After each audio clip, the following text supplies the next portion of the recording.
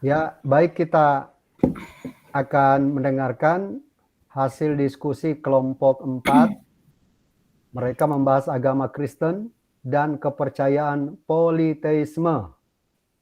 Silakan teman-teman Etania dan juga teman-teman yang satu kelompok untuk membahas diskusi ini.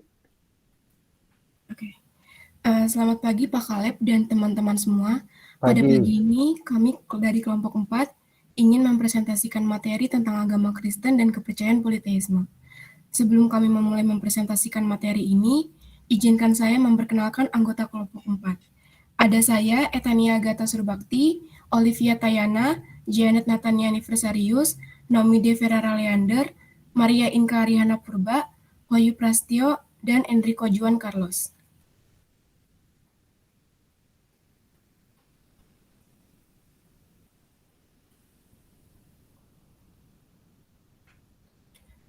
Pertama-tama, saya ingin menjelaskan apa itu politeisme.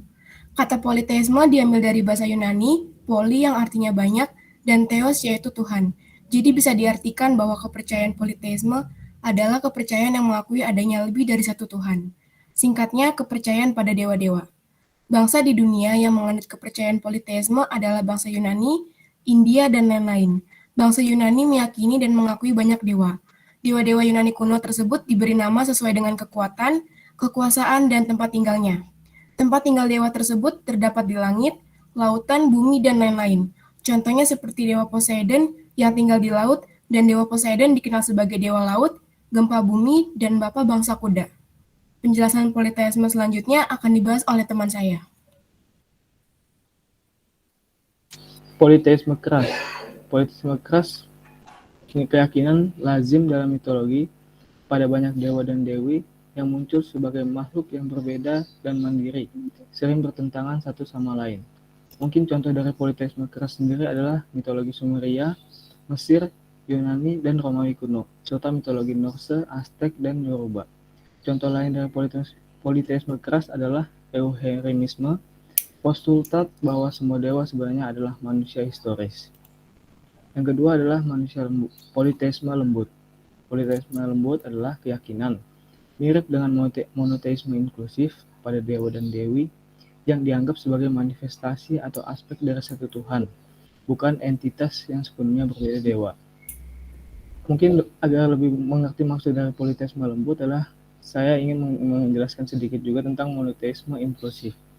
Jadi monoteisme inklusif itu menganggap bahwa semua Tuhan atau dewa dalam politeisme semata-mata hanyalah nama-nama lainnya dari Tuhan monoteistik yang sama. Jadi makanya politeisme lembut disebut mirip dengan monoteisme inklusif.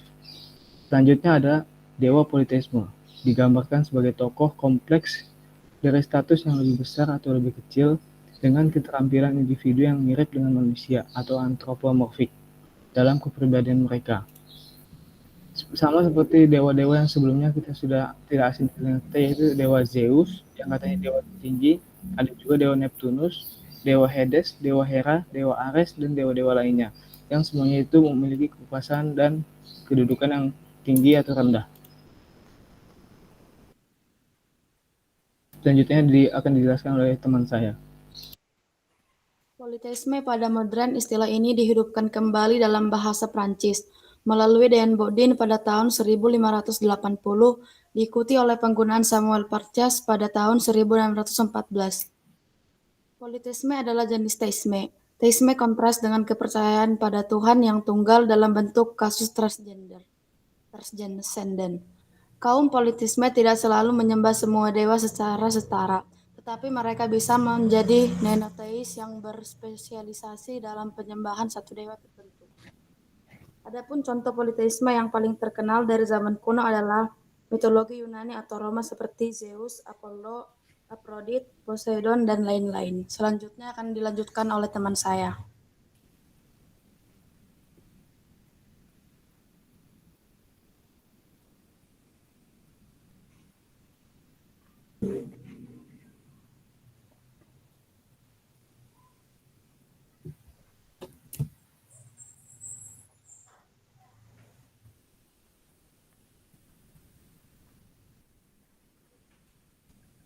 Silakan, siapa?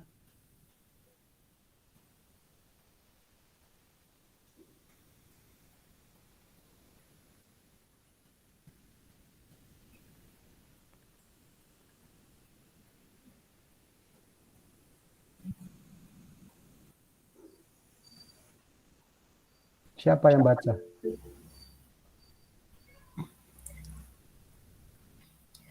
Janet nggak Bisa kedengaran Janet? suaranya. Yang baca Janet kok, tapi mic-nya katanya kedengeran nggak, Pak? Coba diganti. Soalnya nggak kedengaran. Ini kah boleh, ini kah? Ya, Pak.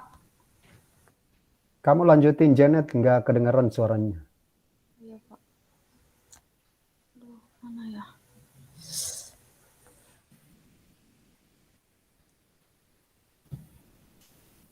Agama Kristen adalah sebuah kepercayaan yang berdasar pada ajaran hidup, sengsara, wafat, dan kebangkitan Yesus Kristus. Melansir dari jurnal Allah Tritunggal, tulisan Henry Kongguasa, istilah Allah Tritunggal menurut Stephen Tong adalah 3 pribadi dalam satu Allah, yaitu Bapa, Putra, dan Roh Kudus. Ketiganya memiliki hakikat yang sama. Tidak ada yang lebih besar atau yang lebih kecil. Kristen Protestan ada karena terjadinya reformasi gereja yang dipelopori oleh Martin Luther pada tahun 1483 sampai 1548.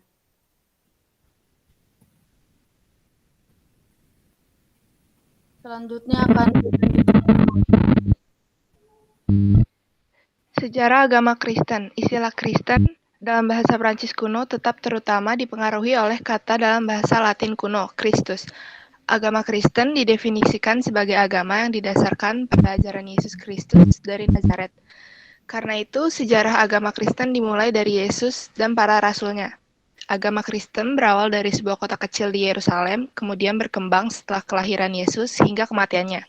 Kelahiran hingga kematian dari Yesus, serta kenaikan Yesus ke surga menjadi awal mula serta intisari dari kekristenan, yang dipeluk oleh sebagian orang di dunia ini. Setelah munculnya perjanjian baru, agama Kristen menyebar ke berbagai penjajah yang kebanyakan dijajah seperti bangsa dijajah negara-negara di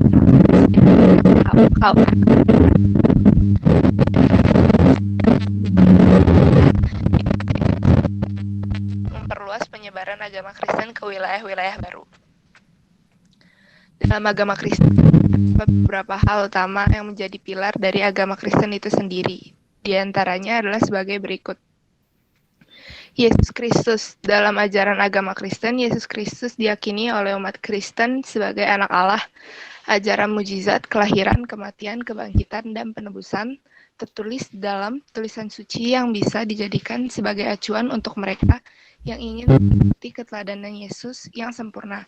Selain itu, menurut kepercayaan umat Kristen, satu-satunya cara untuk disucikan dari dosa adalah melalui pertobatan dalam Kristus yang berharga. Suara saya kedengeran kan ya, Pak? Iya, terusin aja. Cuma ada putus-putusnya. Alkitab ini harus dibaca dan dianalisis karena di dalam Alkitab terdapat firman Allah yang harus diyakini, diilhami, dan merupakan bentuk kesempurnaan.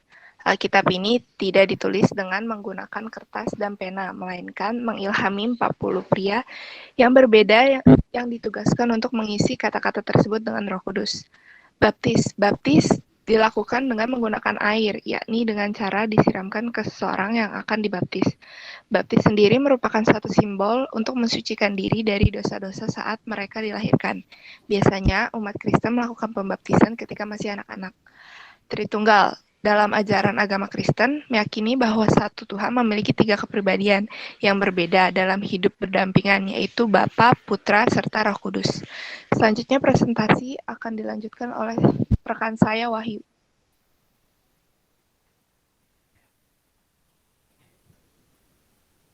Silakan, Simbol, Wahyu. ya Pak, simbol dan makna dalam arti kekristenan ada 3, yaitu Alfa dan Omega.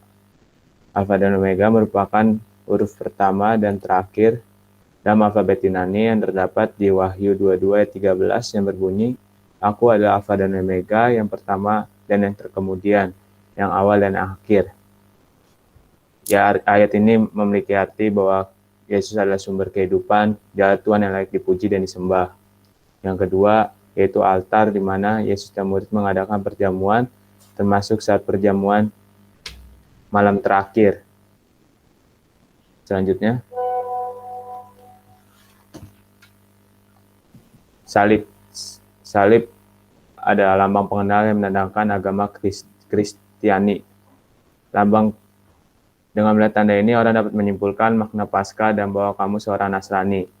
Selain itu, simbol salib juga berarti lambang kematian Tuhan Yesus di Bukit Golgota ketika disalibkan, simbol kekekalan, kesempurnaan, dan hubungan antara dunia nyata dengan dunia transenden. Yang ketiga, lambang kemenangan Kristus dalam maut terbukti dengan Kristus yang bangkit dari alam maut. Yang keempat, mencerminkan solidaritas Allah kepada manusia sampai pada puncak penderitaannya.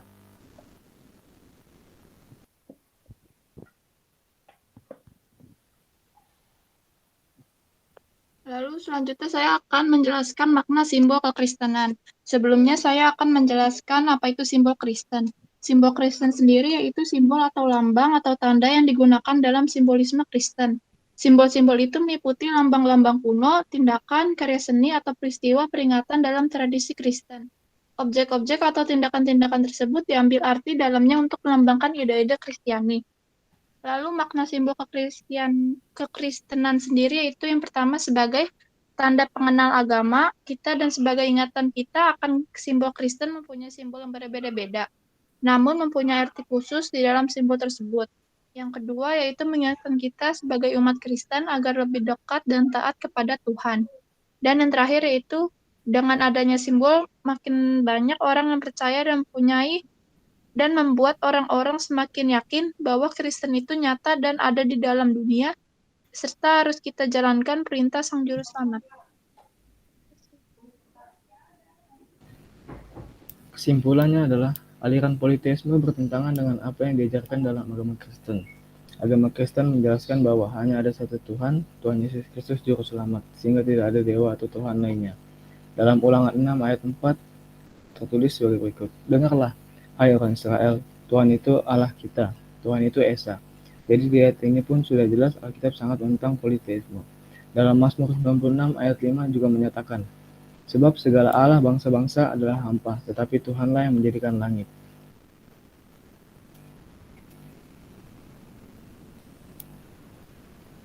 Sekian presentasi dari kelompok kami, kelompok 4. Kiranya ada yang ingin bertanya, silakan.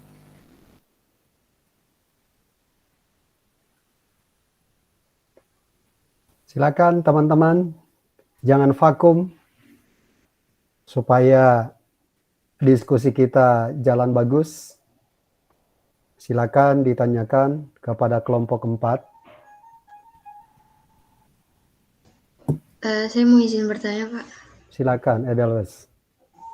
Tadi belum terlalu dijelasin kan, kayak salah satu contoh dari implementasi politeisme ini. Maksudnya berikan satu contoh aja dari keyakinan Yunani kuno. Itu asal mulanya kepercayaan itu berkembang di etnis masyarakat Yunani itu dari mana? Apa memang pernah ada tokoh-tokoh yang berjasa gitu di sejarah mereka gitu, sehingga mungkin dijadikan dewa gitu, lambang dewa gitu, lambang orang yang berkuasa, atau kok tiba-tiba ada cerita tentang dewa-dewi ini tuh asalnya dari mana? Terima kasih. Silakan, yang mau kasih jawaban.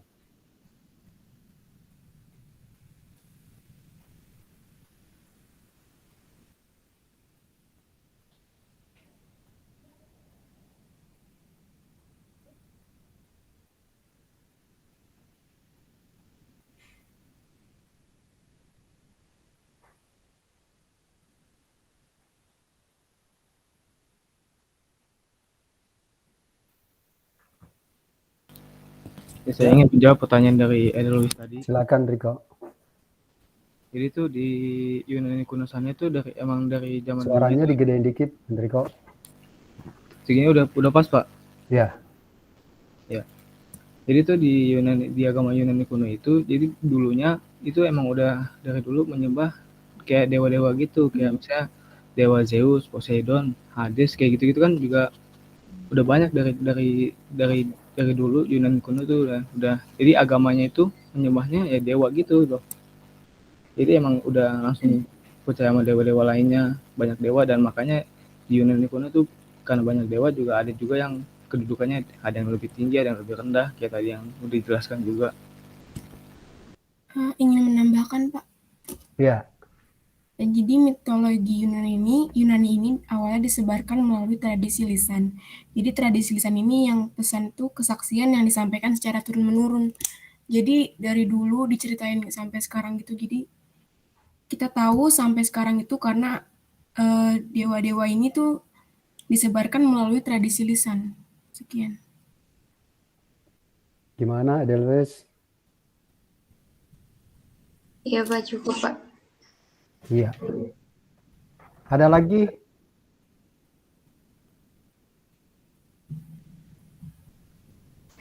Mungkin coba lihat pembahasan tentang di baptisan tadi, ada baptisan ya, yang Kristen. Ya, Pak.